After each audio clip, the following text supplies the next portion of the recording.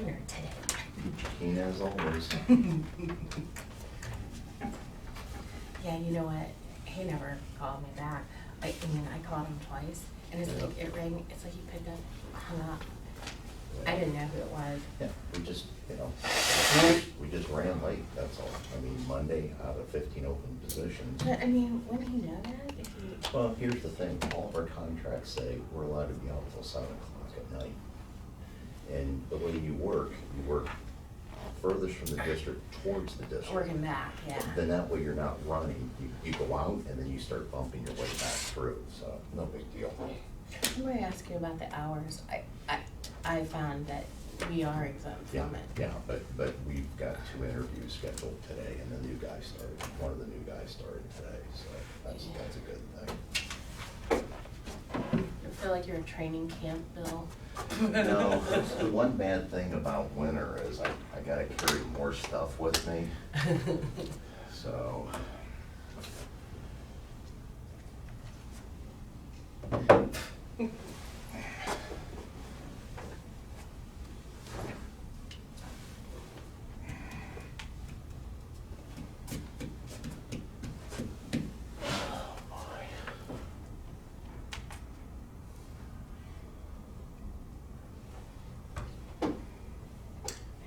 You know what? There was a tree down on Hazen Road, because I bring Hazen because I love a hat trick across number 5. There was a big tree down there, so then I turn around, back to 5, and down Lake Street.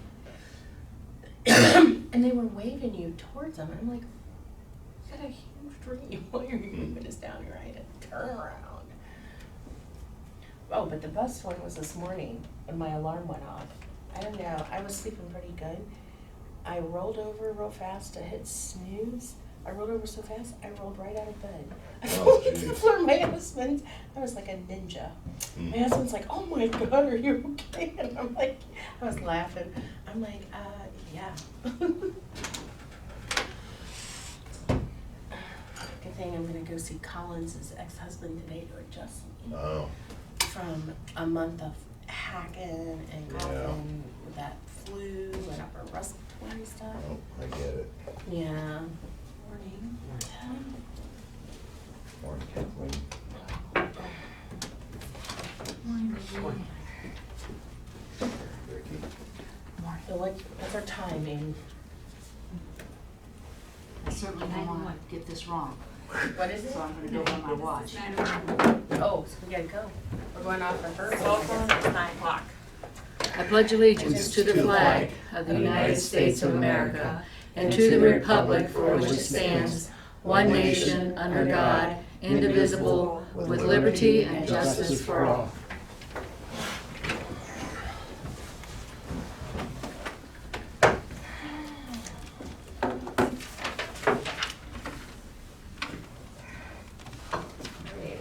We'll turn into solid waste.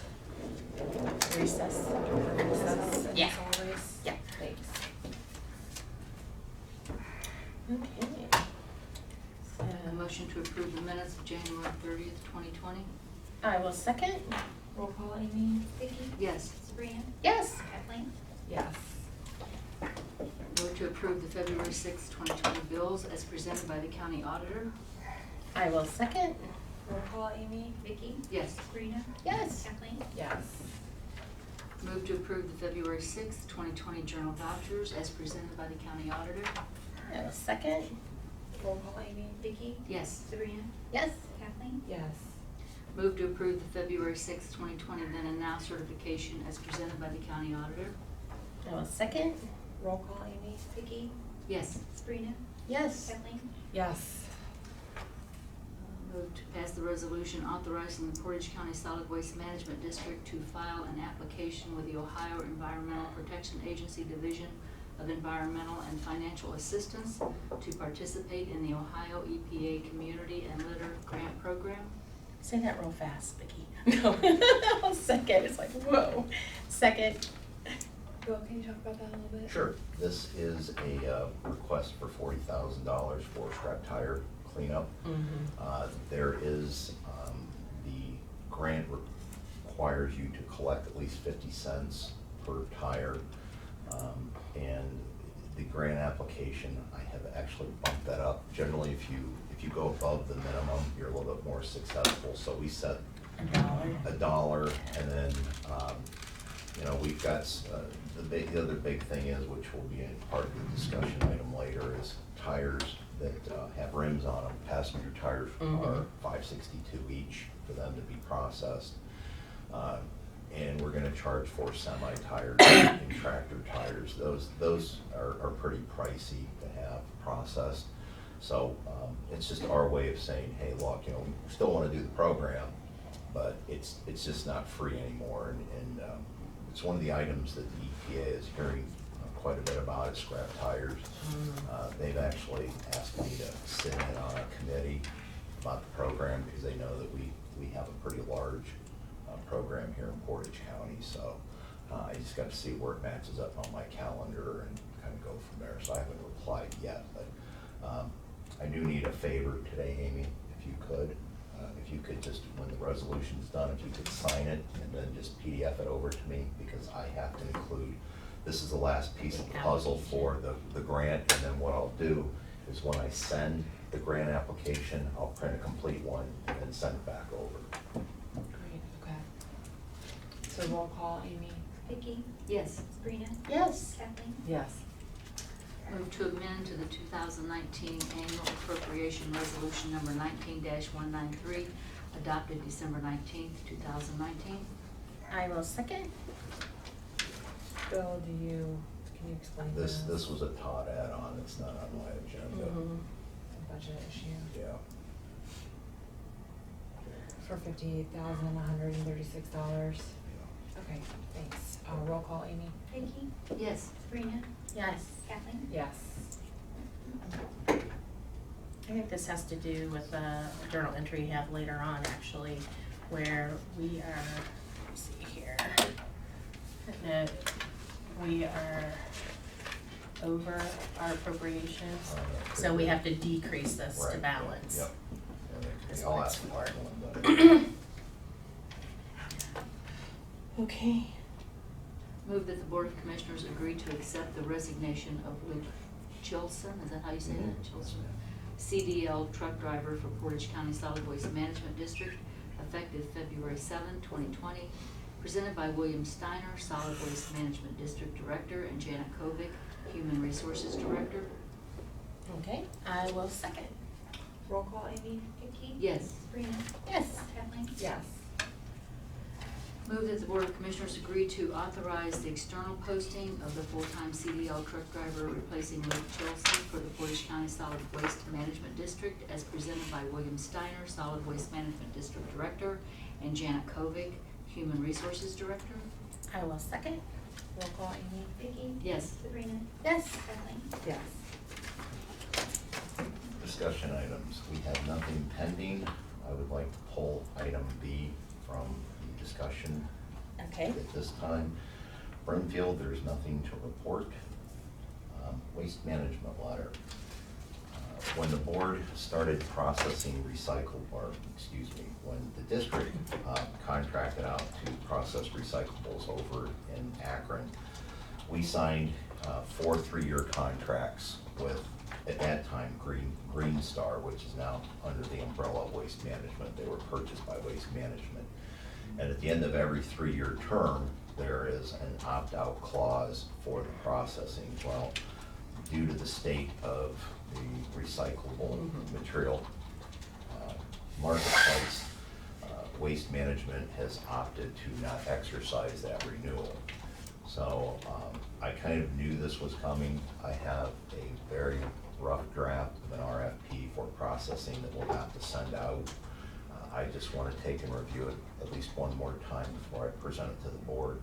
Our contract expires in November of this year, so I would kind of like to get that out onto the streets sooner than later, so then that way we can plan accordingly. Now, Bill, it's not that they don't want to contract with us. According to what I'm reading, Right. it's just they don't want it. They can't continue Right. at our current. Right now, we're They- paying okay. $55.48 per ton to have it processed, and the going rate is right around $93 to $100 a ton. Oh yeah. So Okay. That's why I want to send this out, to see if there isn't a plan B or a plan C for the district. Okay. So, I'm just letting the board know that this is what we're doing right here. District annual tire collection events. I will apologize if I did send you what, the one that says draft on it, so I'm not gonna read it. I'm just gonna hit you with some cliff notes here. But as you can see, our tire collection costs have gone up tremendously. And so it's that time of year where I start getting phone calls for scheduling. And I haven't really scheduled anything. I've just told people there will be some changes, but I need to talk to the board first.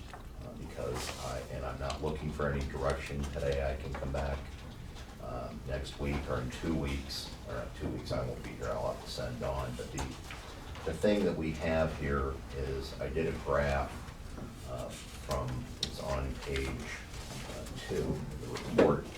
You can see, even though our tonnage has dropped tremendously, our costs have gone up tremendously. Mm-hmm. So what I'm recommending to the board is that, it's a tight thing this year for us to do this in our budget. When you look at almost $50,000 in processing, because the $45,000 was taking into account taking some to Akron, which they really don't want anymore. So now we're taking, the only place that we have available is Liberty Tire down in Minerva. So that's a 2.5 hour round trip for one load, as opposed to Waterloo Road over in Akron. So that's gonna add some cost to the program, but I think, my recommendation is, we do these, but we're gonna have to do a couple things. I've had the prosecutor's office review the MOU that I think we need to sign, because, it's a great program, but we just have to find a way to bring the cost down a little bit. So, I think we need to limit the amount of tires, and not take, semi-tires or tractor tires, because it is costly. No return trips, because I've actually been standing there when we've said, no more than 10 tires, and a truck shows up with 20 tires in it, there's a driver and a passenger. So they say 10 each, is it? Right, 10 each, yeah. And I think the other thing too, that what we will do is start handing out information options for tires, because I always go back to that picture I took at Ravenna Township, where this gentleman came in with an entire trailer, and there must have been well over 100 tires. There's 5 people in the car. No, there was actually 2, so I don't know how they were doing the math. That was but just a couple years ago. that I was- remember you yeah. sending it to us. Right, and I think the other thing is too, that, Alex does a great job of, he has great working relationship with all the townships, and they're pretty good about reporting these large tire piles, and we try to address them proactively instead of through our program. But when this program was established, it was not for people to run around and collect them or hold on to them, because I know when I buy a set of tires, the last thing I want to do is bring tires home, because all I'm going to do is keep moving them, and they become a pain. So if you haven't read this captivating summary of the scrap tire program, I recommend that you read it just before you call it a day, because it will do its job. But I think it's just something that we also need to schedule these events out a little bit more. Our second roll-off truck, 1391, is in pretty bad shape.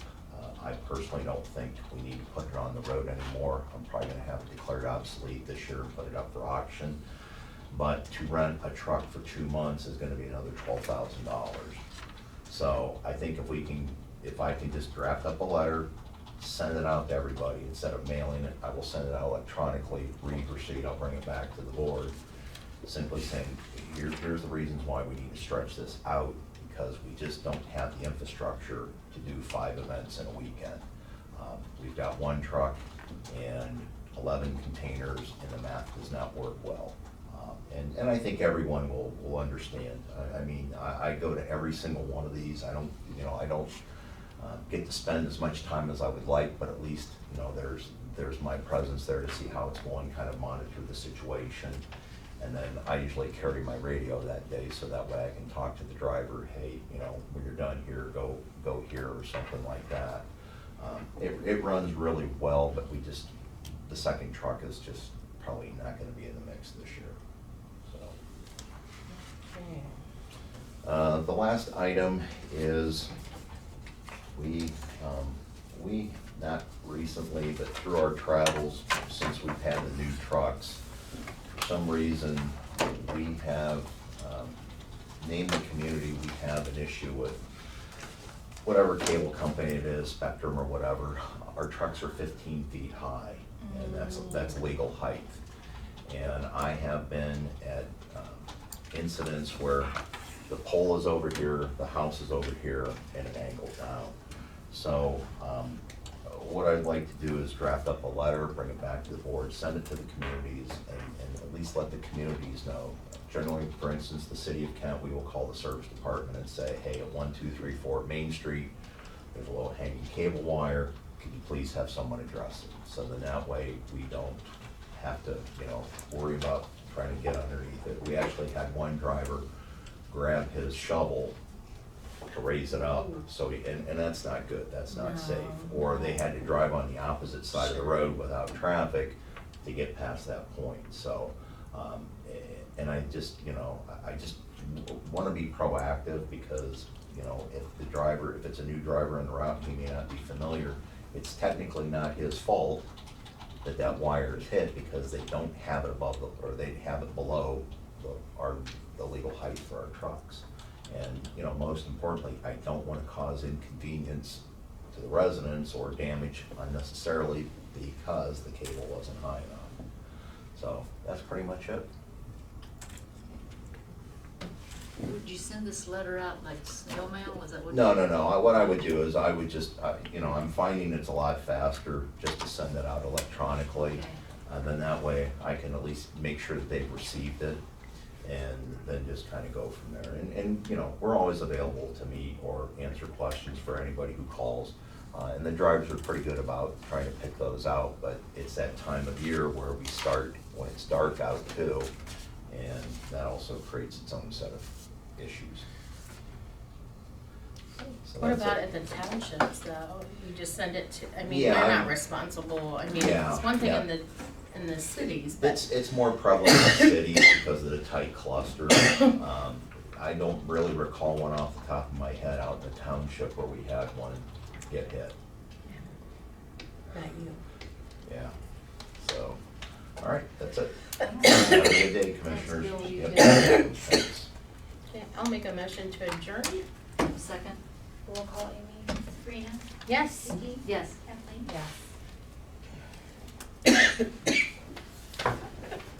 Yes.